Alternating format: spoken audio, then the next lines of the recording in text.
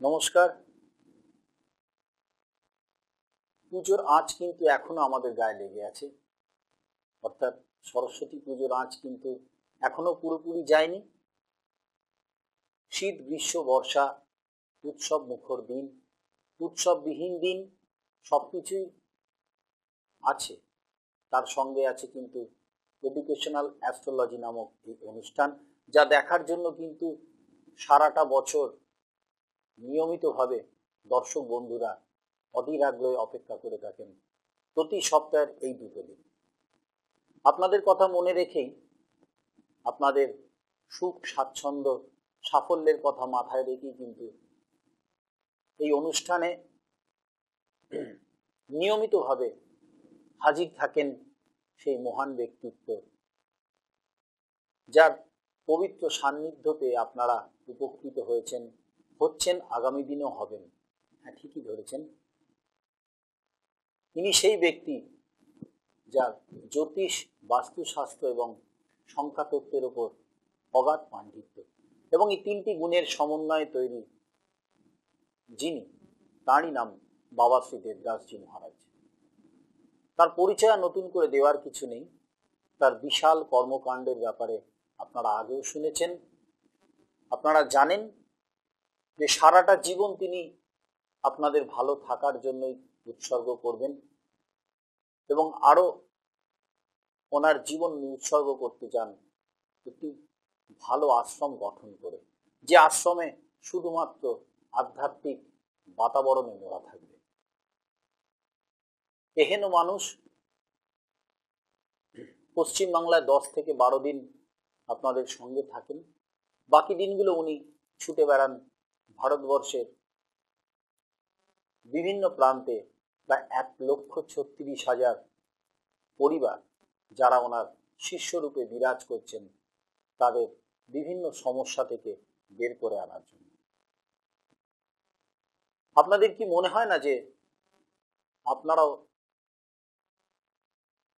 আপনাদের জীবনে ঘনীভূত সমস্যা বা সংকট থেকে বেরিয়ে আসুন? সে যেরকম সংকটই হোক, যেরকম সমস্যাই হোক, দাম্পত্যজনিত ভাতৃবিরোধ, সাংসারিক অশান্তি, প্রেম ঘটিত, বেকারত্ব, বৈবাহিক বিভিন্ন সমস্যা, আরো অনেক গোপন সমস্যা। চিন্তা করবেন না, সমস্যা আছে, তার সমাধানও আছে। আর সেই সমাধান যিনি করে আসছেন, তাকে আমরা আজকে স্টুডিওতে স্বাগত জানিয়ে শুরু করতে চলেছি আমাদের আজকের অনুষ্ঠান, এডুকেশনাল অ্যাস্ট্রোলজি। নমস্কার। সর্বপ্রথমে টিভি মিডিয়া কর্তৃপক্ষকে এবং এই মুহূর্তে আমার সাথে আছে স্টুডিওতে আর্য বসুরায়, আর্যকে, এবং তোমাদের জনপ্রিয় টিভি মিডিয়াতে এই মুহূর্তে এই অনুষ্ঠান দেখবার জন্য যারা তোমরা টিভি সেটের সামনে এসে উপস্থিত, তোমাদের সকলকে আমার প্রীতি ও শুভেচ্ছা জানিয়ে অনুষ্ঠান শুরু করছি।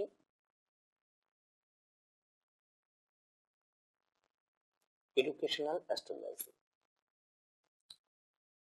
ভক্তগণ, আমরা আলোচনা করছিলাম কি নিয়ে? আমরা আলোচনা করছিলাম ইষ্ট দেবতা নিয়ে। কোন নক্ষত্রে জন্ম হলে তোমার ইষ্ট দেবতা কি?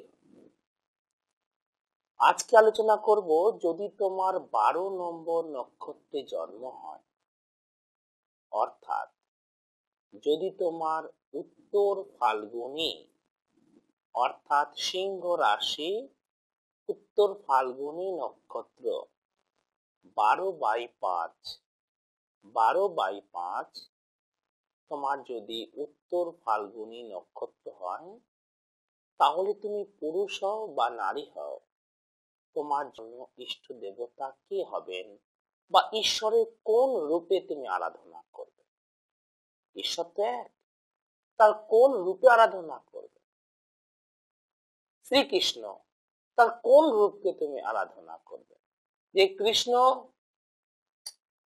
গোপাল অবস্থায়, বাল্য অবস্থায় তিনি ননি চুরি করছেন, তিনি পশুপতি, তিনি পশুপালন করছেন, গাই চড়াচ্ছেন, তিনি কালীয় দমন করছেন, কালীয়র মাথার উপরে তিনি নৃত্য করছেন, তিনি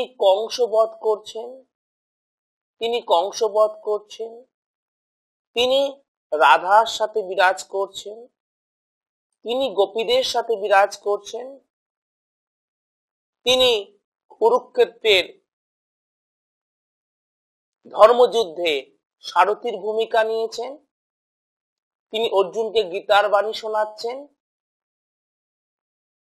কোন রূপ? ধরো যদি শ্রীকৃষ্ণ তোমার ইষ্ট দেবতা হতেন, ঈশ্বর এক, তার বহু রূপ। জল হতে পারে, সেটা বরফ হতে পারে, সেটা স্টিম হতে পারে, জল। রূপ অনেক। ঈশ্বরের জলের তিনটি রূপ। ঈশ্বরের তো প্রচুর, অনন্ত। তিনি অনন্ত, তার আরেক নাম অনন্ত।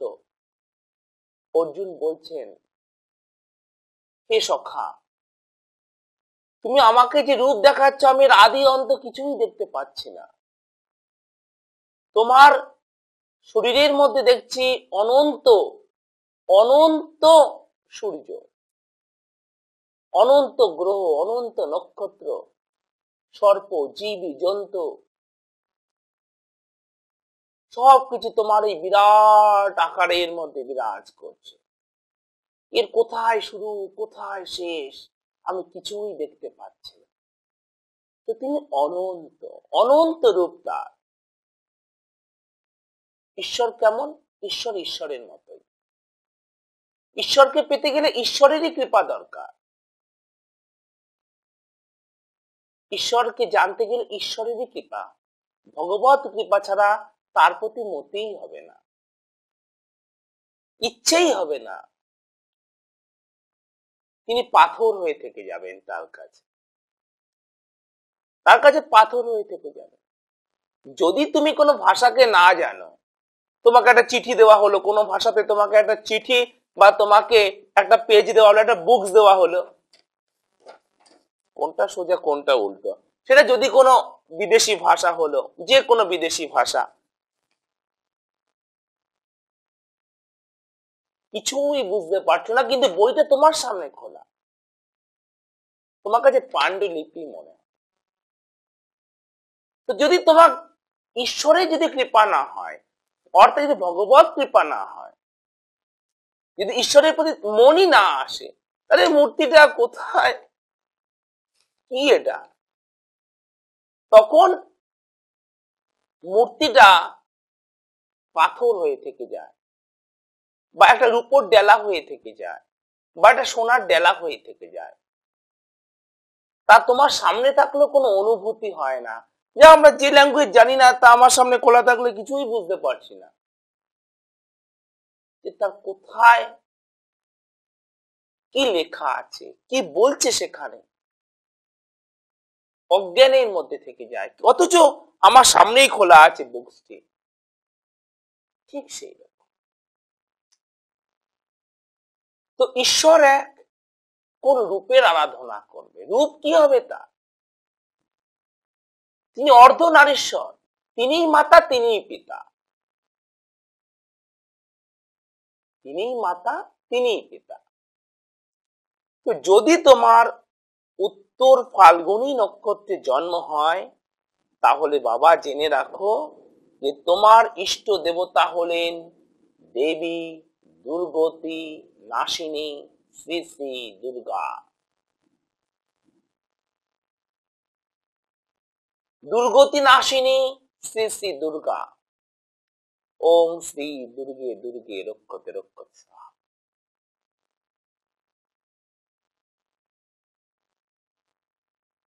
দেবী দুর্গা হলেন তোমার ইষ্ট দেবতা। এর আগের দিন আমি এই কথাটা বলেছিলাম, তোমাদের এবার মনে পড়ছে যে দেবী দুর্গার কথা তোমাদের বলে দিয়েছিলাম, কিন্তু আমি আগের দিন, নিশ্চয়ই এখন মনে পড়ে গেছে তোমাদের, নিশ্চয়ই মনে পড়ে গেছে। মহিষাসুরকে তিনি বধ করছেন। দশভুজা ত্রিনয়নী দেবী দুর্গা হলো তোমার ইষ্ট দেবতা। এই মূর্তিটাই, যে দুর্গা পূজাতে যে মূর্তিটা তোমরা দেখো, সেটাই তোমার ইষ্ট দেবতা। সেই মূর্তি দরকার দেবী দুর্গার আহ্বান মন্ত্র, দরকার দেবী দুর্গার ধ্যান মন্ত্র, দরকার দেবী দুর্গার জাপ মন্ত্র। দুর্গা দুর্গতি নাশিনী। যখন ত্রিলোক দুর্গতিতে এসে গিয়েছিল, ব্রহ্মা বলে বলিয়ান, মহিষাসুর যখন ধর্মের পতন ঘটিয়েছিল, অত্যাচার আর অহংকারে ন্যায়কে, ধর্মকে যখন লাঞ্ছিত করছিলেন, সেই সময় ত্রিশক্তির মিলিত রূপ দেবী দুর্গা দুর্গতি নাশিনী। কেবল এক লোকের নয়, মহিষাসুর শুধুমাত্র স্বর্গলোককে পীড়িত করেনি, মহিষাসুর শুধুমাত্র মর্ত্যলোককে পীড়িত করেনি, মহিষাসুর শুধুমাত্র পাতাল লোককে পীড়িত করেনি, ত্রিলোককে পীড়িত করেছিলেন। আর ব্রহ্মা বিষ্ণু মহেশ্বরের ত্রিশক্তির মিলিত রূপ হচ্ছে দেবী দুর্গা দুর্গতি নাশিনী, মাতৃরূপিণী। মাতৃরূপিণী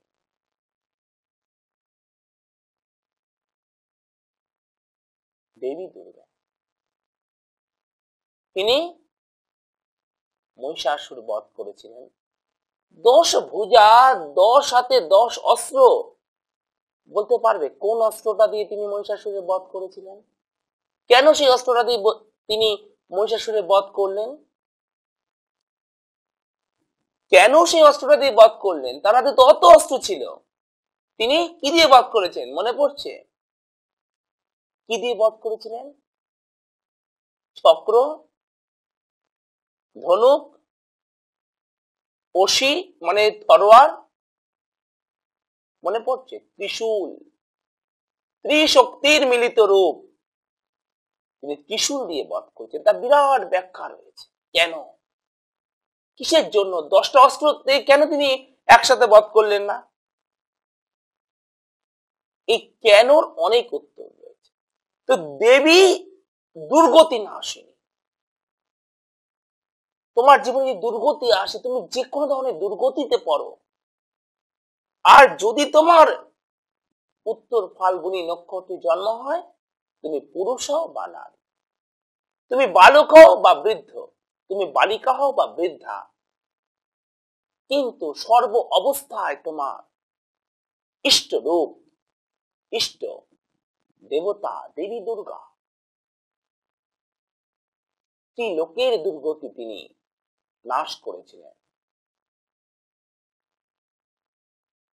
মহিষাসুরের উৎপীড়ন থেকে তিনি সৃষ্টিকে রক্ষা করেছিলেন।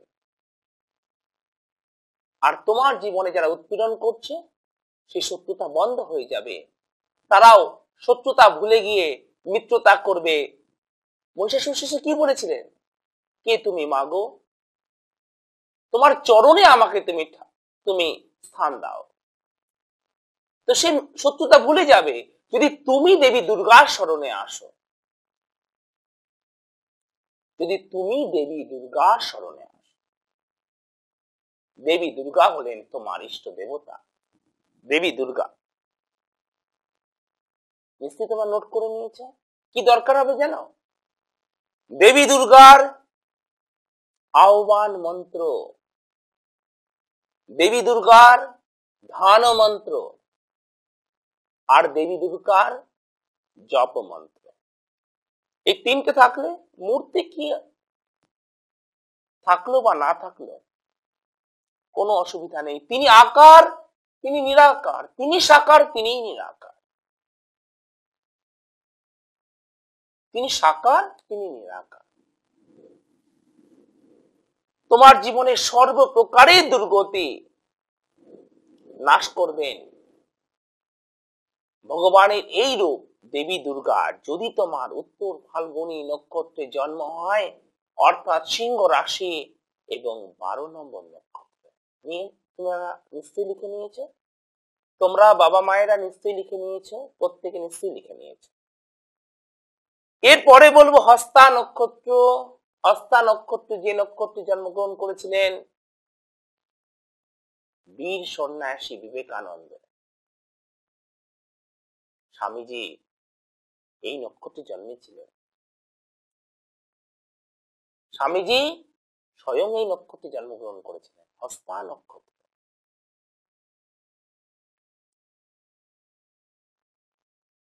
আমরা আলোচনা করব হস্তা নক্ষত্রের ইষ্ট দেবতা কে, কি রূপ তার, কি মন্ত্র তার, কি কি মন্ত্র দরকার হবে জানবো। দেখবো যে চিঠি, আগের দিন একটি চিঠি আমি কথা দিয়েছিলাম আজকে উত্তর দেব, সেই চিঠিটা দিয়ে আজকের অনুষ্ঠানে উত্তর দেওয়া শুরু করব।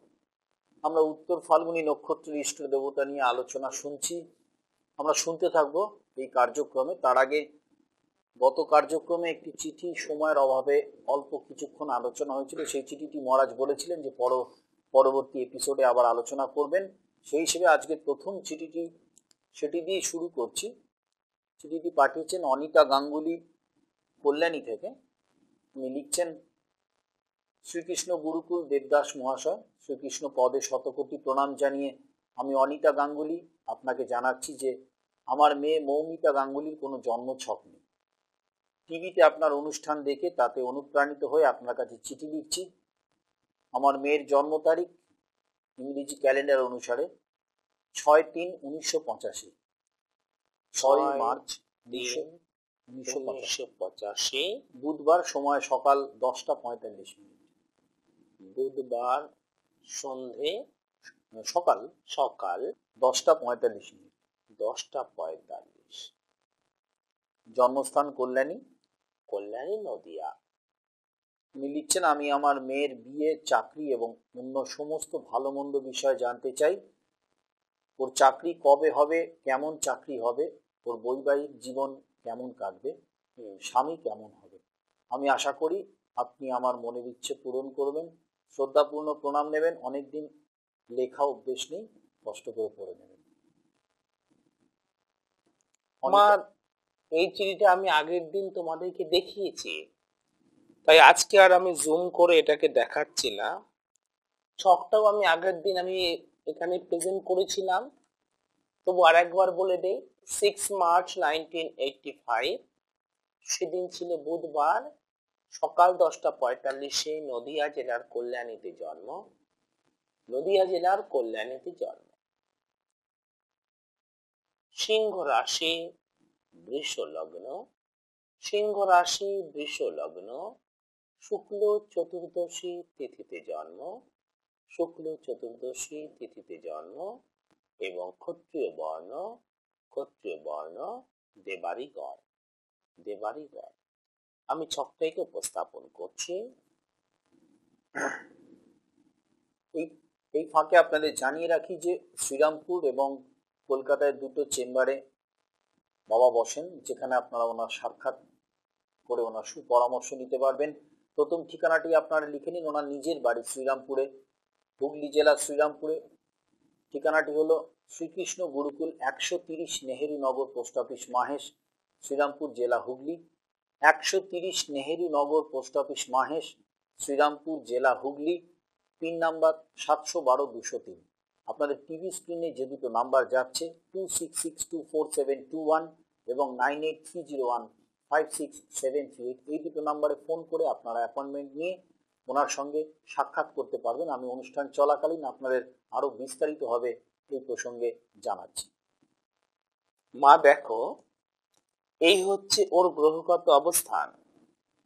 ওর জন্মকুণ্ডলিতে এখানে রাহু, এখানে লগ্ন, গ্রহণে চন্দ্র, এখানে গ্রহণে কেতু, শনি, কোন গ্রহণে বৃহস্পতি, রবি, বুধ, শুক্র, মঙ্গল। তুমি যে প্রশ্নগুলো মা করেছো, বিবাহ, চাকরি, বিবাহিত জীবন, স্বামী কেমন হবে, চলো আগে দেখি ওর চাকরি হবে কিনা, বলে কবে হবে। লগ্ন থেকে 1, 2, 3, 4, 5, 6, 7, 8, 9, 10, দশম স্থান থেকে চাকরি বিচার করতে হয়। দশম স্থানে আছে রবি, দশমপতি শনি আছে সপ্তমে, আর রবির উল্টো দিকে আছে চন্দ্র। রবির উল্টো দিকে চন্দ্র আছে, হ্যাঁ ওর তো চাকরি হবে, ওর চাকরি হবে। চাকরিটা কবে হবে জানো? ওর এখন বয়স চলছে কত? ওর এখন বয়স চলছে হচ্ছে 23 বছর বয়স চলছে। 23 বছর হচ্ছে ওর জীবনে চাকরি হবে 25 বছর বয়সে। 25-এ ওর চাকরি হবে। 25 বছর 9 মাস বয়সে, একটু দেরি আছে এখনো চাকরিটা। চাকরিটা এখন নেই, একটু দেরি আছে। চলো দেখি বিয়েটা কেমন আছে। 1, 2, 3, 4, 5, 6, 7, সপ্তম স্থান থেকে বিবাহ, বিবাহিত জীবন। সপ্তম স্থানটা হচ্ছে বৃশ্চিক রাশি, সেখানে আছে শনি আর মঙ্গল আছে, সপ্তমপতি আছে একাদশ শুক্রের সাথে। সপ্তমে শনি থাকলে কি হবে? লেট ম্যারেজ, বিবাহের ক্ষেত্রে বাধা আছে, বিবাহের ক্ষেত্রে বাধা আছে। এবং শনি সপ্তমে থাকলে মা ভয় পাবে না, আগে বলে দেই যে ভয় পাবে না, ভয়ের কিছু নেই। প্রতি কুণ্ডলীতেই কিছু ভালো কিছু মন্দ থাকে। আমাদের জীবনে ভালোরও সামনা করতে হয়, আমাদের জীবনে খারাপেরও সামনা করতে হয়। প্রত্যেকটা দিন তো আর উজ্জ্বল আকাশ থাকে না, ঝড়ঝাপটা তো আসে, কিন্তু আবার কালো মেঘ কিন্তু কেটে যায়। কালো মেঘ দিয়ে কিন্তু সূর্যকে 2-3 দিনে বেশি ঢেকে রাখা যায় না। সূর্যটাই বেশি সময় কিন্তু জীবনে চকমক করে। তো সমস্যার মেঘ তো আসেই জীবনে, ভয় কি? ভয়ের কোনো কারণ নেই। সপ্তমে শনি থাকলে কি হয় জানো? স্বামী স্ত্রীর মধ্যে রোমান্সটা হয় না, আন্ডারস্ট্যান্ডিংটা ভালো হয় না, আকর্ষণটা ভালো হয় না। স্বামী স্ত্রীর মধ্যে রোমান্সটা ভালো হয় না, আকর্ষণটা ভালো হয় না, রোমান্সটা ভালো হয় না। আর সপ্তমে শনি বিবাহের যোগাযোগে বাধা দেয়, বিবাহের যোগাযোগে বাধা দেয়। ওর বিয়েতে এখানে বাধা আছে। বিয়ে এই বাধাটা কাটালে, সপ্তমে শনিটা কাটালে ওর কি হবে? চাকরিজীবী ছেলের সাথে বিয়ে হবে। এক ছেলের সাথে বিয়ে হওয়ার যোগ আছে, একটাই ছেলে হবে এমন, বাবা মায়ের একটাই ছেলে হবে এমন।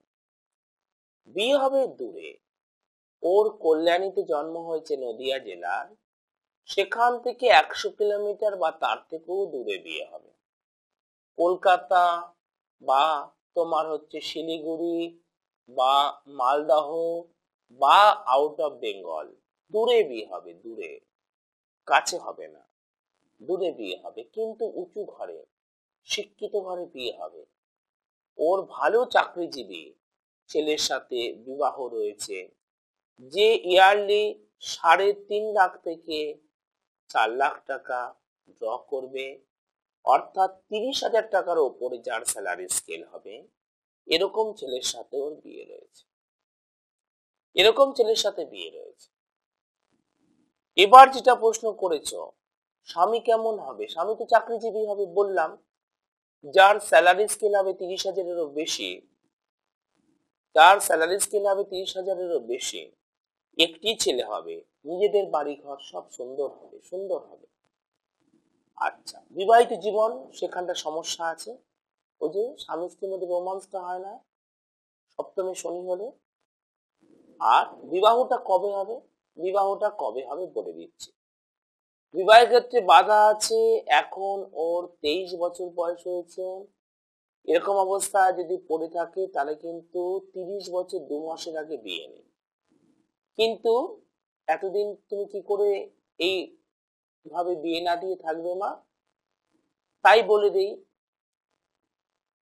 এখন ওর যে বিয়ের যোগটা চলবে 2008 সালের মার্চ মাসের 17 তারিখ থেকে 2009 সালের ফেব্রুয়ারি মাসের 9 তারিখ পর্যন্ত। এই সময় চলবে ওর রাহুর অন্তর্দশা। তাই সপ্তমে শনির প্রতিকার হলো এখন বিয়ে হবে, এখন বিয়ের যোগ আছে, এই সপ্তমে শনির প্রতিকার হলে হবে। অন্যথায় আর একটা বিয়ের যোগ আমি বলে দেই, তাহলে দুটো বিয়ে নয়, দ্বিতীয় টাইম যে যোগটা আসবে সেটা তোমাকে আমি বলে দিই। সেটা হচ্ছে 2010 সালের 10th নভেম্বর থেকে আরেকটি যোগ আসে। এখানেই এখন বিয়ে হয়ে যাবে যদি তুমি এই সপ্তমে শনি প্রতিকারটা করছো, এবং বিবাহিত জীবনটাও ভালো হবে। বিয়ের ক্ষেত্রে কিছু গাইডলাইন তো রয়েছে, সেটা কি সেটা বলে দেই। হ্যাঁ, তুমি নোট করে নাও, খুব সুন্দর করে নোট করে নেবে।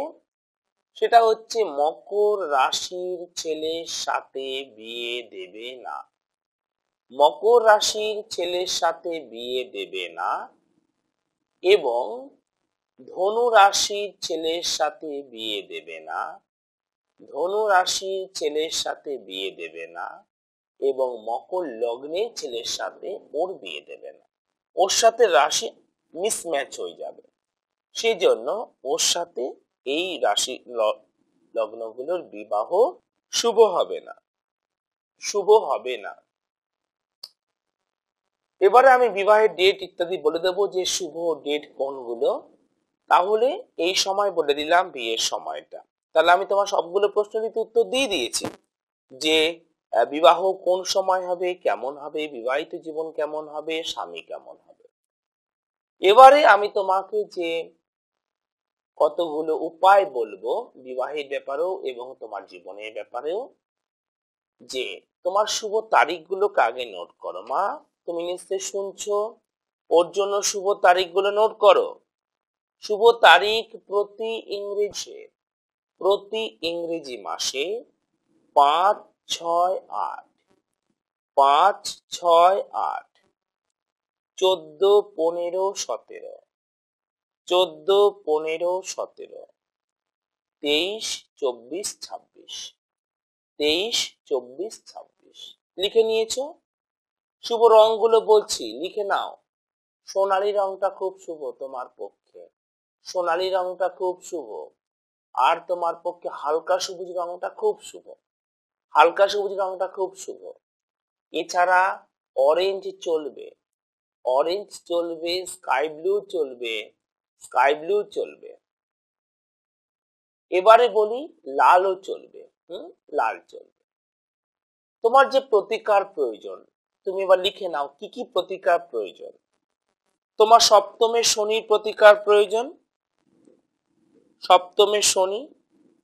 আর কি, তোমার এখানে চন্দ্রের সাথে কোনো গ্রহ নেই, তার আগে আর তার পরের ঘরটাতেও কোনো গ্রহ নেই। আমি টেকনিশিয়ান ভক্তদের বলছি, বোর্ডটাকে দেখাবে জুম করে, বোর্ডটাকে জুম করে দেখাও যেন ভক্তদের কোনো অসুবিধে না হয়।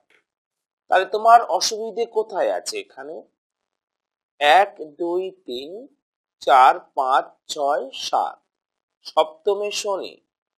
আর কি 1, 2, 3, 4 নম্বর ঘরেতে চন্দ্র। দেখো চন্দ্রের সাথে কোনো গ্রহ নেই, তার আগের ঘরেও কোনো গ্রহ নেই, তার পরের ঘরেও কোনো গ্রহ নেই। এটা হচ্ছে কেমদ্রুম যোগ, কেমদ্রুম যোগ। তোমায় করতে হবে সপ্তমে শনির প্রতিকার আর কেমদ্রুম যোগের প্রতিকার, বুধ নিচস্থ, বুধ নিচস্থ। এই তিনটে প্রতিকার প্রয়োজন। সেজন্য অবশ্যই শিবরাত্রির আগে পারলে অভিজ্ঞ কোনো অ্যাস্ট্রোপামিস্টের পরামর্শটা গ্রহণ করবে। যদি শিবরাত্রির আগে পারো তাহলে অভিজ্ঞ কোনো অ্যাস্ট্রোপামিস্টের পরামর্শ গ্রহণ করবে। তুমি মঙ্গলবার দিন পেঁপে খাবে এবং মঙ্গলবার দিন তুমি হনুমান চালিসা পাঠ করবে। মঙ্গলবার দিন পেঁপে খাবে, পেঁপে। আর কি করবে? মঙ্গলবার দিন হনুমান চালিসা পাঠ করবে। তোমার মাঙ্গলিক চিহ্ন হচ্ছে লোটাস বা পদ্ম। তোমাকে যে ঘরে সম্বন্ধ দেখতে আসবে সেই ঘরে যেন ওয়ালে একটা পদ্মের স্টিকার অবশ্যই থাকে। সেই ঘরের ওয়ালে যেন একটা পদ্মের স্টিকার মা অবশ্যই থাকে। তোমার আলমিরার উপরেও তুমি পদ্মের স্টিকার লাগাবে। তোমার আলমিরার উপরেও তুমি পদ্মের স্টিকারটা লাগাবে। আর তোমার ঘরের দরজার উপরেও তুমি পদ্মের স্টিকার লাগাবে। পদ্মের স্টিকার লাগাবে কারণ পদ্ম হচ্ছে তোমার মাঙ্গলিক চিহ্ন। যখন বিয়ের সম্বন্ধ দেখতে আসবে বা তুমি কোনো এক্সাম ইন্টারভিউতে যাবে, তখন তুমি উত্তর দিকে ফেস করে তুমি বসবে, উত্তর দিকে ফেস করে তুমি লিখবে, অথবা পূর্ব দিকে ফেস করে তুমি লিখবে বা পূর্ব দিকে ফেস করে লিখবে। যেমন একটা মন্ত্র বলি তোমার জন্য, সেই মন্ত্রটাকে নোট করে নাও। সেই মন্ত্রটাকে নোট করে নাও। লেখো, নই নং, নই নং, ছিদন্তি, ছিদন্তি, সস্রাণি, সস্রাণি। এবার নিচে লেখো, আবার লেখো, নই নং, নই নং, দহতি, দহতি, পাবকো, পাবকো। আবার নিচে লেখো, ন, নয়ের বিসর্গ, মধ্যের ন লিখে দুটো বিসর্গ, ন, চৈ নং, চৈ নং, ক্লেদয়ন, ক্লেদয়ন, কয়লয় একার দ অন্ত্যেস্ত ন, ক্লেদয়ন, তপ, তপ, তপ। এবার নিচে লেখো, ন শস্যয়তি, শস্যয়তি, মারুত, মারুত। এই মন্ত্রটা প্রতিদিন 108 বার অথবা 28 বার জপ করবে। যদি তুমি এটাকে ছন্দ করে করো তাহলে 28 বার করলেই চলবে। কেমন? আমি বলছি, ধীরে ধীরে শুনবে। নৈনং চিন্দতি সস্রাণি, নৈনং দহতি পাবকো, ন চৈনং ক্লেদয়ন্তপ, ন শস্যয়তি মারুত। এইভাবে এটাকে 28 বারও জপ করতে পারে। ওর ভালো ঘরে বিবাহ হবে। সপ্তমে শনি থাকার জন্য বিবাহিত জীবনে সমস্যা আছে, কিন্তু সেটা প্রতিকার করলে অবশ্য কেটে যাবে। এক ছেলে এমন ছেলের সাথে বিয়ে হবে, চাকরিজীবী ছেলের সাথে বিয়ে হবে, ও জীবনে নিজেও চাকরি করতে পারবে, সেটা কিন্তু 25 বছর 9 মাসের পরে। কেমন? সবই তোমাকে উত্তর দিয়েছি। ভগবান তোমাদের মঙ্গল করে। অনিতা দেবী, শুধু আপনাকে না, সমস্ত দর্শক বন্ধুদেরই বলি যে এ কথা কিন্তু মহারাজ আগেও বলেছেন যে আমাদের জীবনের সমস্ত সমস্যা ঘনীভূত হয় আমাদের জন্ম সময় প্রাপ্ত গ্রহের অবস্থানের উপর। আপনার মেয়ে মৌমিতার ক্ষেত্রে দেখা যাচ্ছে সপ্তমে শনি থাকায় বিবাহে বিলম্ব যোগ আছে, অবশ্যই আছে। এছাড়াও নিচস্থ বুধ এবং কেমদ্রুম যোগের সে শিকার হয়েছে, যার কিন্তু প্রতিকার অবশ্যম্ভাবী।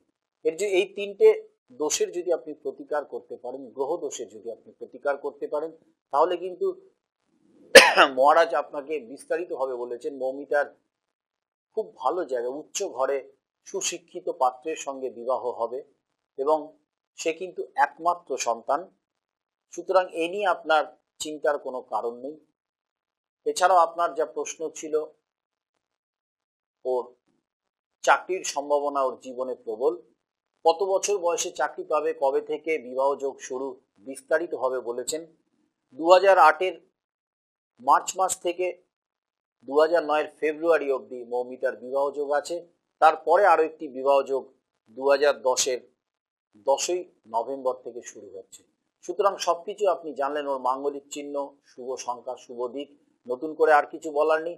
আপনি যদি গ্রহদোষের প্রতিকার করতে পারেন এক্ষুনি, তাহলে মৌমিতার জীবনে যত তাড়াতাড়ি সম্ভব এই সুদিন ফিরে আসার সম্ভাবনা আছে।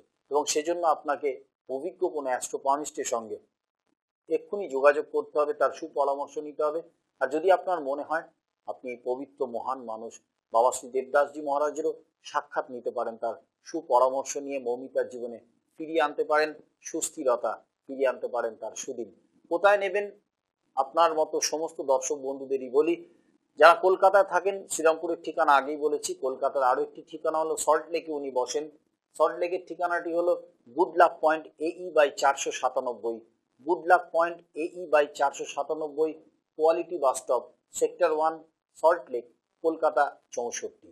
যে দুটো নাম্বারে আপনারা ফোন করবেন, নাম্বার দুটি হলো 26624721, 26624721 এবং 9830156738, 9830156738।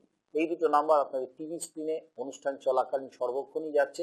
আপনারা এই দুটো নাম্বারে ফোন করে আরো বিস্তারিতভাবে জেনে নিন বাবা শ্রী দেবদাসজি মহারাজকে কবে, কোথায়, কখন পাবেন। কলকাতার আরো একটি ঠিকানা আছে, আমি পরবর্তীকালে বলছি। তার আগে আরো একটি চিঠি জানানোর আগে মহারাজকে আমি একটি প্রশ্ন করব, যে আপনি বলেছেন এর বিগত কার্যক্রমগুলোতে যে 20 যোগ বা যে কোনো গ্রহ দোষের প্রতিকারের কিন্তু আসন্ন শুভ তিথি হচ্ছে শিব চতুর্দশীর পুণ্যতিথি। এ ব্যাপারে যদি কেন সেটি পুণ্যতিথি বা সেদিন কি কি ভক্তদের করণীয় যদি আপনি বিস্তারিতভাবে একটু বলে দেন। আসন্ন দিনগুলোর মধ্যে সব থেকে শুভ দিন শিব চতুর্দশী।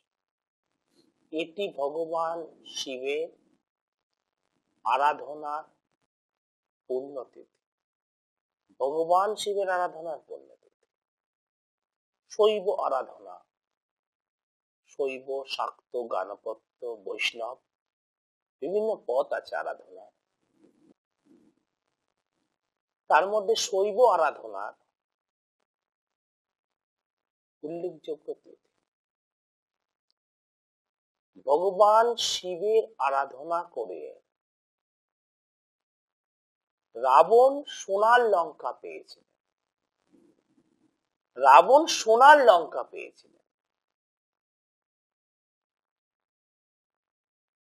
বৈভব, সফলতা পাওয়ার, ঋদ্ধি সিদ্ধি, সরল উপায়, সরল উপায়, উপায় অনেক আছে, উপায় অনেক আছে, কিন্তু সেই উপায়গুলোতে মাছ মাংস খাওয়া যাবে না। সেই উপায়গুলোতে উপোস থাকার এত নিয়ম, জপের এত নিয়ম। সরল উপায় শৈব আরাধনা, শৈব আরাধনা। তো 20 যোগ যাদের আছে, 20 যোগ, শনি রবি একসাথে, মঙ্গল শনি একসাথে, চন্দ্র শনি একসাথে, সারা বছরই প্রতিকার করা যায়। কিন্তু খুব শুভ তিথি 20 যোগের জন্য এই শিব চতুর্দশী। কেন? কারণ ভগবান শিব একাই তো সমগ্র বিষ পান করে তিনি নীলকণ্ঠ হয়েছেন। তো যিনি সমুদ্র মন্থনে সমগ্র বিষ পান করলেন, তিনি তোমার জীবনে সামান্য বিষ যোগের বিষ পান করতে পারবেন না।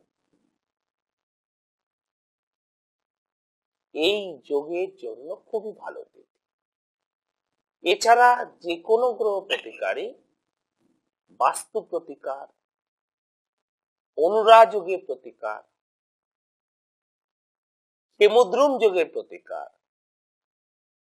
চন্দ্র রাহু গ্রহণ যোগের প্রতিকার, चंद्र संपर्कित, जिसके माथे पे चंद्रमा साजे और जिसके हाथों में डुमरू बाजे, रहे गोरे के संग खिले नए नए रंग, दीन दुखियों की देवता अविनाशी। दीन दुखियों की देवता अविनाशी, जय जय भोले बाबा कैलाशवासी।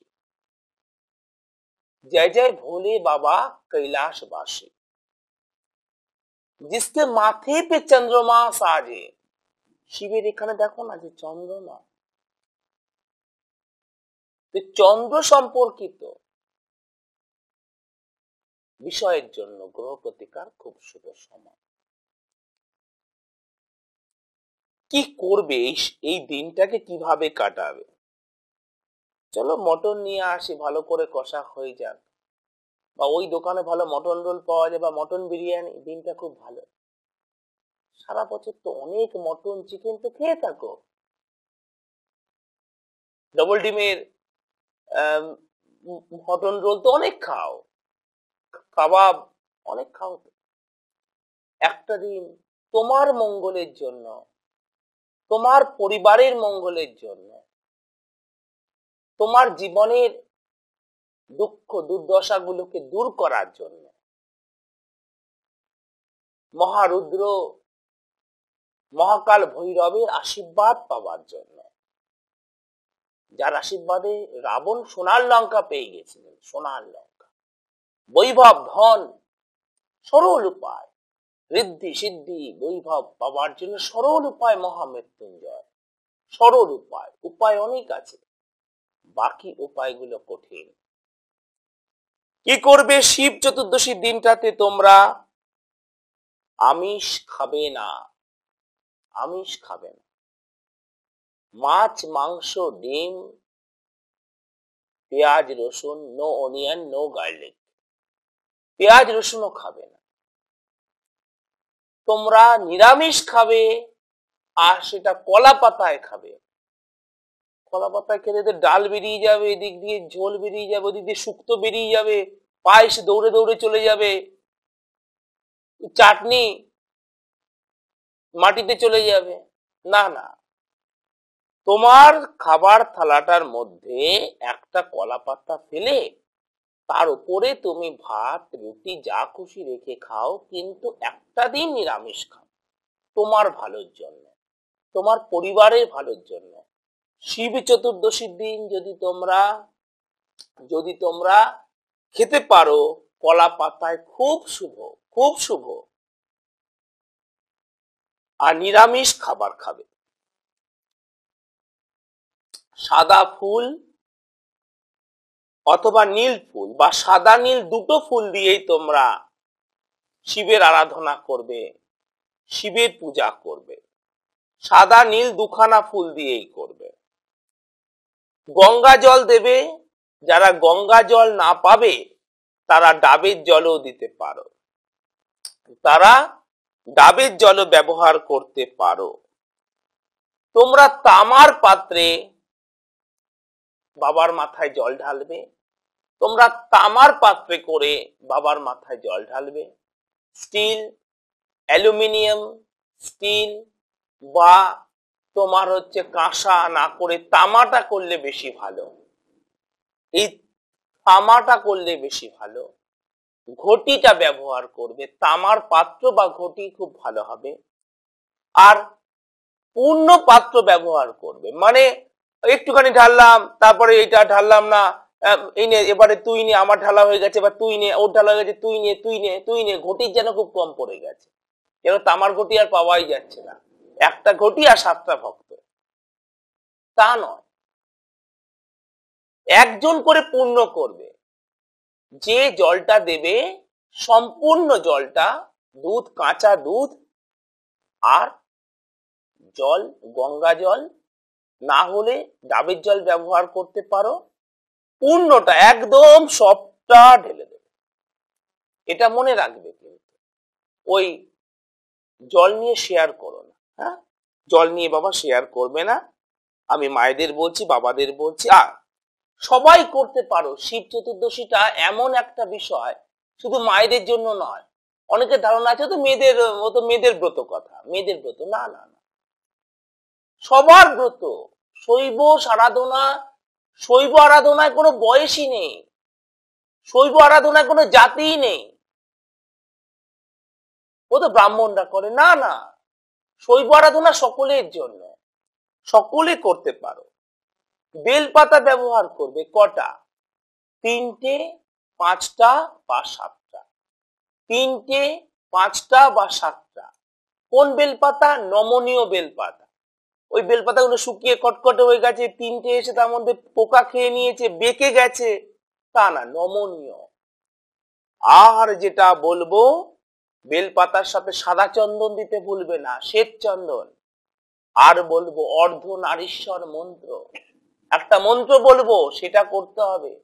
আর সেটা ওই দিন এই মন্ত্রটাকে তোমাকে উজ্জীবিত করতে হবে। কেন ওই দিন? সবকিছু সময় আছে। রাত্রিবেলা 8টার সময় তুমি যদি জামা কাপড় কেচে মেলে দাও, জামা কাপড় শোকাবে না, কিন্তু দুপুরবেলা 1টার সময় মেললে শোকাবে। সময় আছে। দুপুর 1টায় যে জামা কাপড়টা শোকাচ্ছে, কারণ সূর্য আছে তো তখন।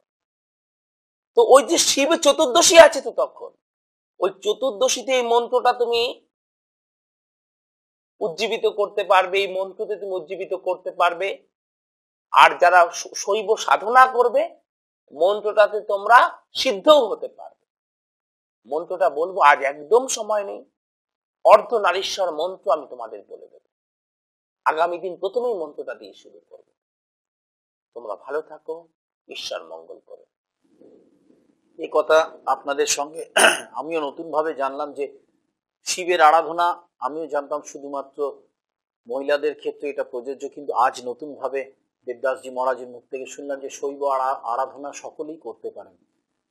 আজ একদম অন্তিম পর্যায়ে চলে এসেছি আজকের অনুষ্ঠানের, সুতরাং শেষ করতেই হচ্ছে। আরো একটি চিঠি ছিল আমাদের বজবজ থেকে, পাঠিয়েছিলেন কাকুলি মণ্ডল, ওনার মেয়ে পামেলা মণ্ডলের ব্যাপারে। মহারাজ, এই চিঠিটি আমরা তাহলে পরবর্তী কার্যক্রমে, কাকুলি দেবী আপনার মেয়ের পামেলা মণ্ডলের ব্যাপারে আপনার যা জিজ্ঞাসা জানিয়ে চিঠি ছিল, তা আমরা পরবর্তী কার্যক্রমে অবশ্যই পাঠ করব, কারণ আজকের অনুষ্ঠান শেষ করতে যাচ্ছি, একদম সময় নেই।